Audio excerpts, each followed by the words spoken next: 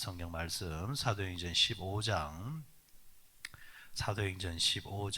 6절에서 11절의 말씀입니다. 주여 감사합니다. 사도행전 15장 6절에서 11절까지 같이 읽습니다. 시작.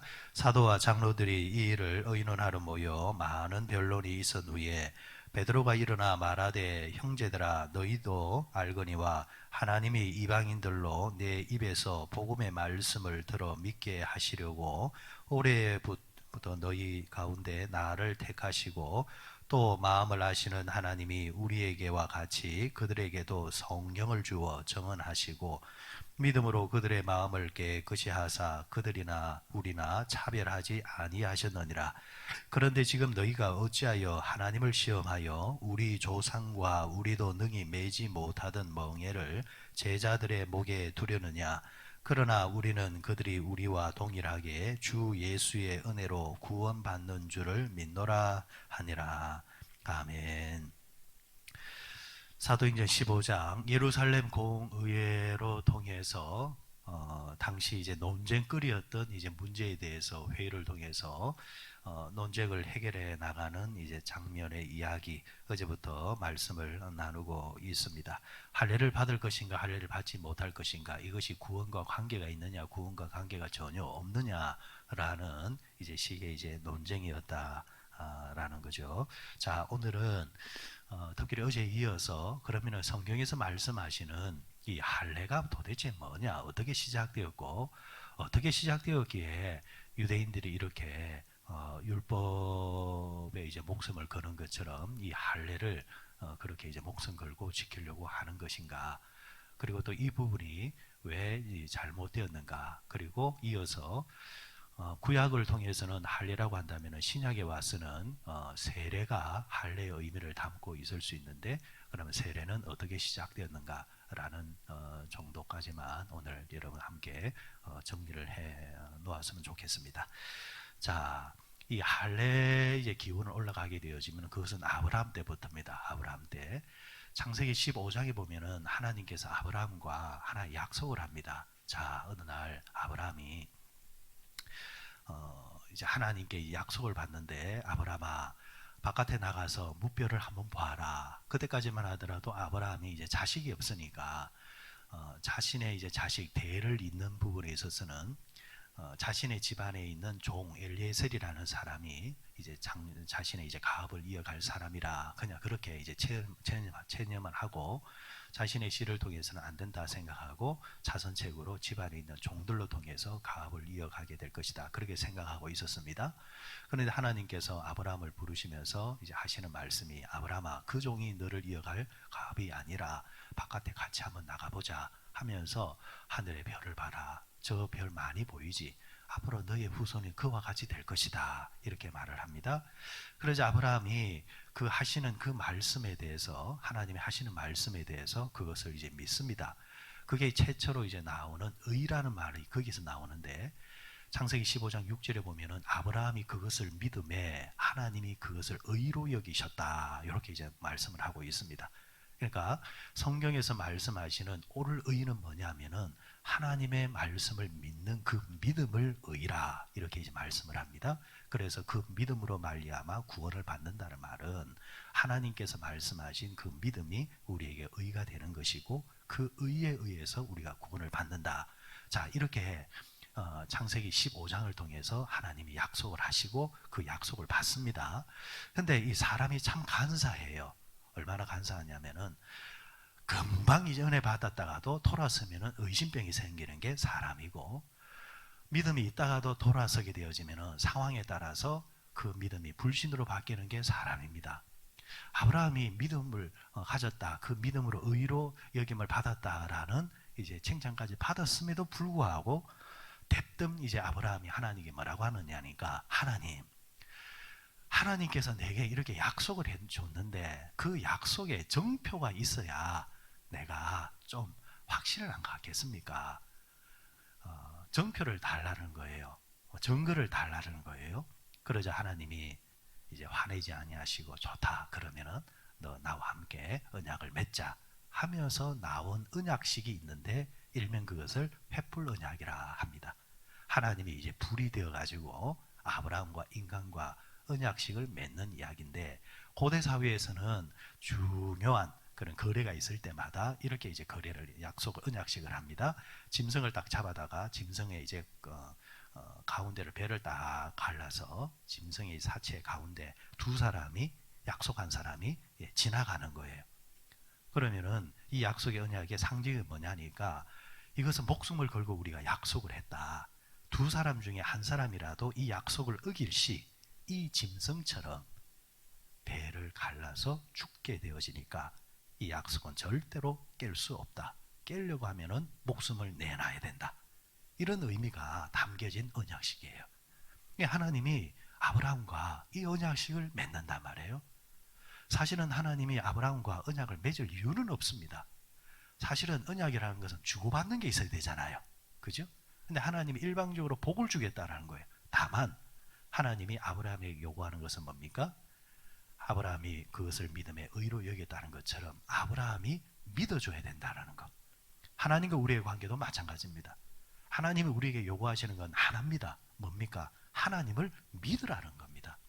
하나님을 믿으라는 그 전제 조건 하에 믿는 자는 하나님이 내 백성이요, 믿지 않는 자는 내 백성이 아니다, 이렇게 구분이 될 뿐인데, 자, 하나님이 아브라함과 그렇게 언약식을 맺은 거예요. 자, 이제 문제는 시간입니다. 시간. 여러분, 우리가 신앙생활 하다 보면은 기도를 했지만은 금방금방 응답되는 기도도 있는가 하면은 시간이 지나도 좀처럼 응답되지 않는 기도도 있습니다. 아브라함이 하나님께 그런 약속과 약속의 언약식을 가졌지만은 시간적으로 약 한 13년 동안 이 응답이 이루어지지를 않습니다. 우리도 그렇잖아요. 13년 정도 되면은 기도한 사람도 이제 체념을 하지 않습니까? 하나님 응답 안 하시는갑다. 아브라함이 75세 때 하나님이 이 언약과 언약식을 했는데 86세가 될 때까지, 85세가 될 때까지 하나님이 씨를 주시지도 않고 아브라함이 자식을 가질 수도 없습니다. 자, 이럴 때 사라가 딱 등장을 합니다. 아브라함의 아내 사라가 딱 등장해서 하는 말이, 여보 여보, 눈 딱 감자, 눈 딱 감자. 이러다가는 진짜 대를 잇지 못할 것 같다. 고대 사회에서는 남자도 대를 잇는 데 있어서 목숨을 걸었지만은 그 집안의 여인도 대에 대해서는 아주 중요하게 여겼죠. 나로 통해서 대가 끊기면 어떻게 하냐. 실제로는 생물학적으로는 남자의 문제, 여자의 문제가 아니라 남자의 문제가 거의 대부분인데, 고대 사회에서는 그런 거 없잖아요. 여자가 잘못되어서 애를 못 낳는다. 항상 그런 식이었으니까. 그래서 이 사라가 남편에게 눈 딱 감고 종 하갈이 있으니까 그 하갈과 동침해서 자식을 놓자 해서 여종을 넣는데, 아브라함이 진짜 눈을 딱 감습니다. 눈 감으라니까 진짜 눈을 딱 감고 자식을 얻게 됩니다. 그 자식이 86세에 얻었던 이스마엘이라는 자식이죠. 이스마엘이라는 자식. 자, 아브라함이 하나님과 약속, 언약을 어떻게 한 거예요? 깬 거예요. 하나님을 믿으라 했잖아요. 근데 시간의 문제가 개입이 되니까 아브라함이 기다리지 못하고 믿지 못하고 하나님과 약속을 깨고 인위적으로 여종을 통해서 자식을 얻게 된 겁니다. 자, 그때부터 하나님은 아브라함과 침묵 속에 들어갑니다. 아브라함과 대화를 하지를 않습니다. 대화를 하지 않. 아브라함 나이 99세가 될 때까지 하나님은 단 한 번도 아브라함에게 찾아가지를 않습니다. 여러분, 그리스도인에게서 제일 저주가 있다고 한다면 하나님과의 단절입니다. 하나님께 기도를 해도, 예배를 드려도 감동이 오고, 하나님과의 교제가 없을 때에 영적인 배고픔 속에 들어가는 거죠.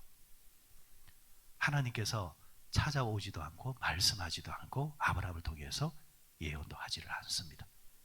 그런 시간이 딱 지나다가 아브라함 나이 99세 때에, 아브라함 나이 99세 때에 하나님이 다시 딱 등장을 하십니다. 등장하시면서 하시는 말씀이, 아브라함아, 나는 전지전능한 하나님이다. 이렇게 말씀하시면서 아브라함에게 딱 나타나세요. 그러면서 아브라함에게 한 가지 요구를 합니다. 아브라함아, 너와 더불어서 너희 집안에 있는 모든 남종네들은 할례를 행해라. 이 할례를 행해야만 나는 너와 다시 교제할 것이다. 그때부터 할례가 시작되는 겁니다. 그러면 할례는 왜 시작되었을까? 여러분, 아브라함의 앞서 이제 그 행적에 대해서 설명을 드린 이유가 그것을 한번 더듬어 한번 가보십시오. 왜 할례를 행한 거예요?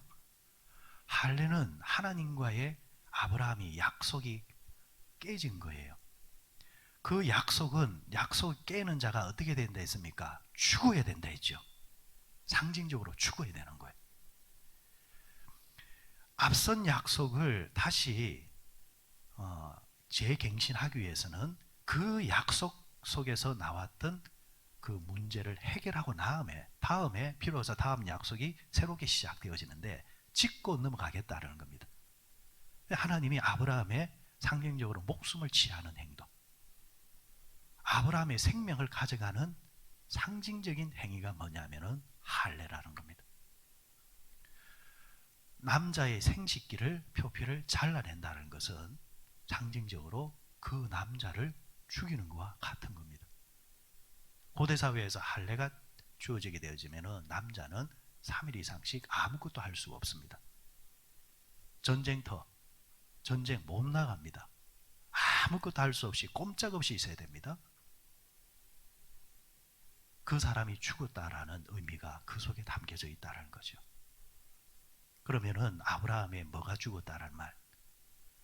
육체가 죽을 뿐만 아니라 그 사람이 가지고 있는 의, 그 사람이 가지고 있는 자랑, 그 사람이 가지고 있는 생각, 자아들이 죽었다라는 거예요.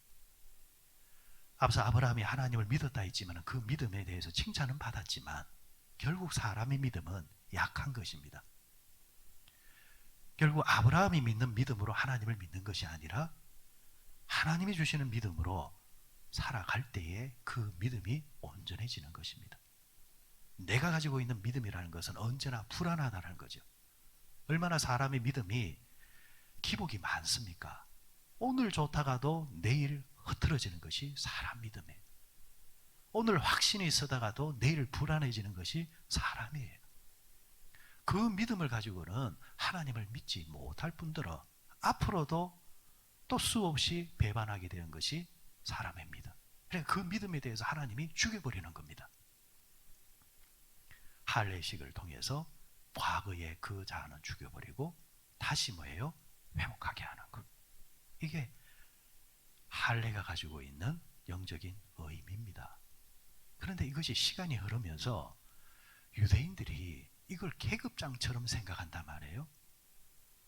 어떻게 보면 이 할례를 통해서는 사람은 항상 뭘 생각하느냐? 나는 죽고 예수로 살고, 나는 죽고 하나님으로 살고, 내 믿음은 좋고 하나님 믿음으로 살고, 이걸 계속해서 재확인하면서 겸손해지는 것이 이 할례가 가지고 있는 의미인데, 오히려 유대인들은 봤지? 나는 할례를 행한 사람이야, 나는 선택받은 사람이야, 나는 유대인이야, 이런 계급장으로 변질을 시켜버렸단 말이죠.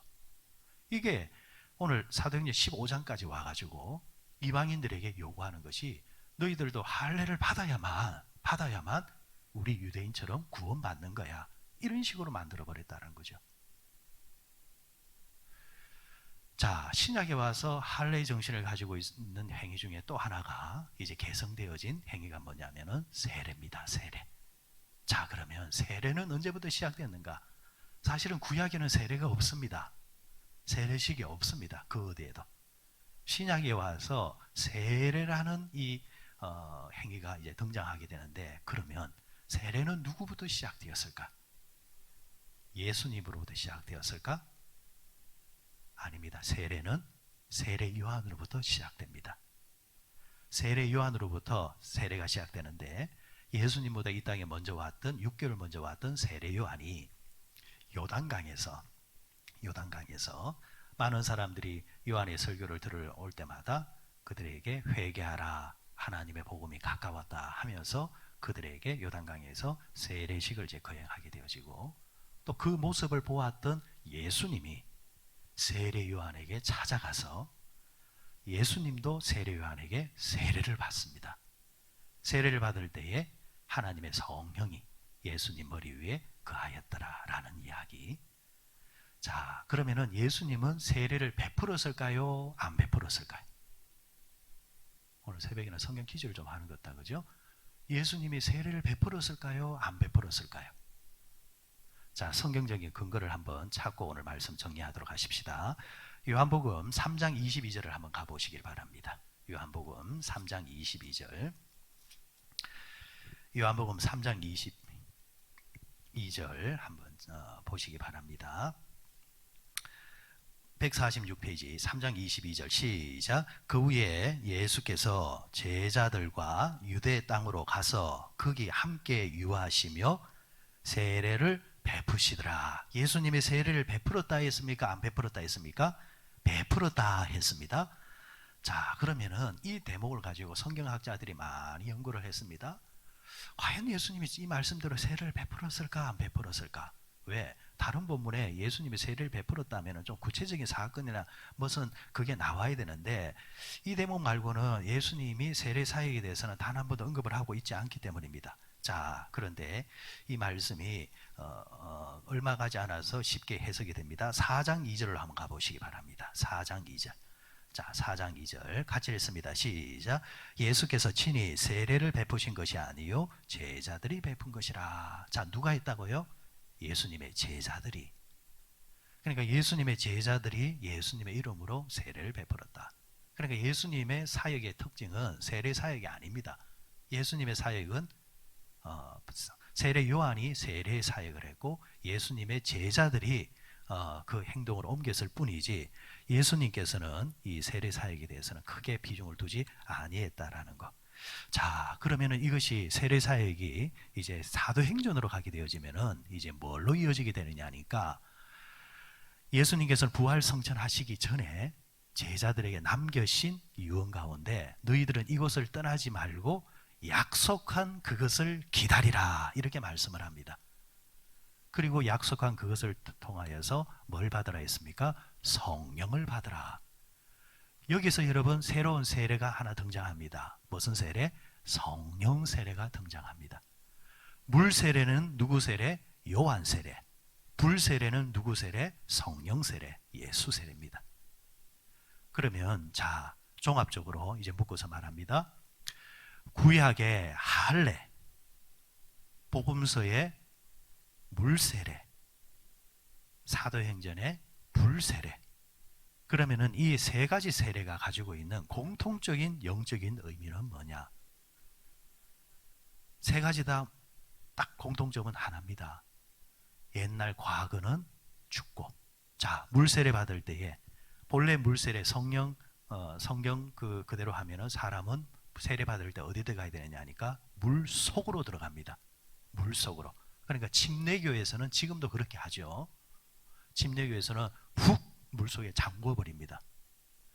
물속에 딱 들어갑니다. 사람이 물속에 들어가면 숨을 쉽니까 못 쉽니까? 못 쉬죠. 그건 죽었다라는 겁니다. 세례 받기 전에 예수 만나기 전에 나의 모습은 어떻게 한다? 죽고, 그리고 물속에서 다시 올라오게 되어지면 어떻게 되는 거예요? 사는 거죠. 이거는 부활이죠. 부활. 나의 과거는 죽고 예수 안에서 나는 다시 살고. 세례받은 자는 예수 믿기 전과 예수 믿고 난 후, 세례받기 전과 세례받은 후의 삶이 확연히 달라져야 됩니다. 받기 전의 삶은 내 의지와 내 생각대로 살았다고 한다면 받은 이후로부터는 나는 내 생각이 아니라 예수의 생각으로 살고 예수와 더불어 사는 삶으로 바뀌는 것.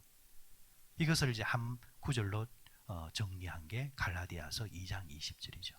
내가 그리스도와 함께 십자가에 못 박혀 죽었나니 그런즉 이제 내가 산 것이 아니요 오직 내 안에 하나님의 아들 예수 그리스도를 믿는 믿음 안에서 다시 사는 것이라.